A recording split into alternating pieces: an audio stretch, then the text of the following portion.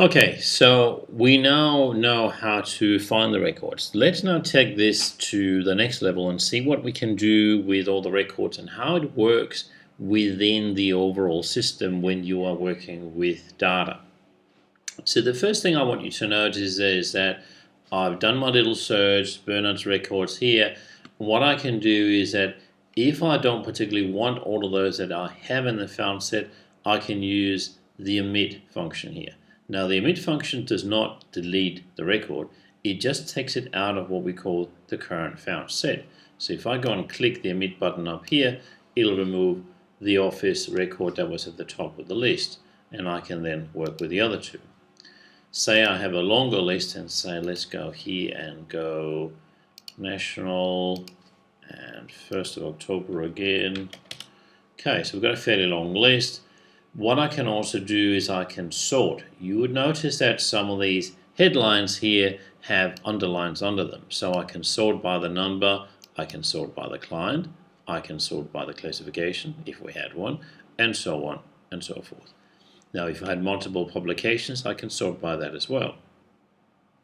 So what I can then do within my list here, now that I've got it sorted by client, I can say, well, there's some of these that I actually want for my particular little report, and there's some that I don't, and I just take those away that I don't need right now. And so I want to get rid of the Office of Water. Now that's a pretty good list. And say with the found set that we now have, we can start working through that found set. What I mean by working through it is if you click on the first record here and do what you need to do, say update some data or add another booking date or whatever it may be, you can click the list icon and you get back to the same found set. It hasn't changed, it's the same records, 10 of them that we had before, and you click on the next one, work on that. Instead of going forth and back to the list, I can also use the arrow keys in the top left hand corner here to simply allow me to move forward or backwards between the different records. Pretty straightforward, isn't it? Now what I can also do is that I may want to, for the time being, just put a mark on these so I can get back to them later on and say, well, I just want to highlight these ones here so I can deal with them at a later point in time. Now when I click that mark checkbox here, that is now searchable. So if I go back into my detailed find, I can search on that from this screen here. What I can also do is within my found set on some of the screens, and I'll just change the size of the screen here. On some of these screens here, you will see that there are buttons at the bottom of the list here. For example, in this case here, there's a reports menu, so I can go to the reports menu with this found set.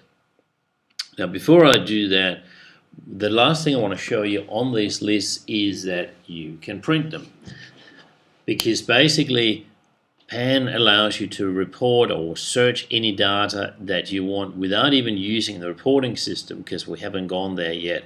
And with the data you find, report on it on the fly, which is one of the great strengths of how this system works. So say I've got a perfect list here of the people that I'm interested in and I want to do something with for the 1st of October issue.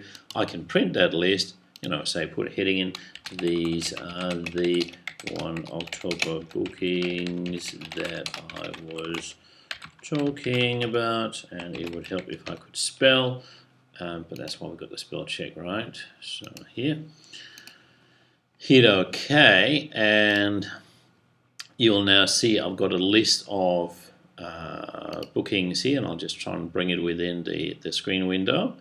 And what I would do from there is I would send that to print, and say I wanted to not necessarily put it on a piece of paper, I can turn that into a PDF, save it as a PDF, email it to one of your colleagues for a conversation about these particular lot of bookings.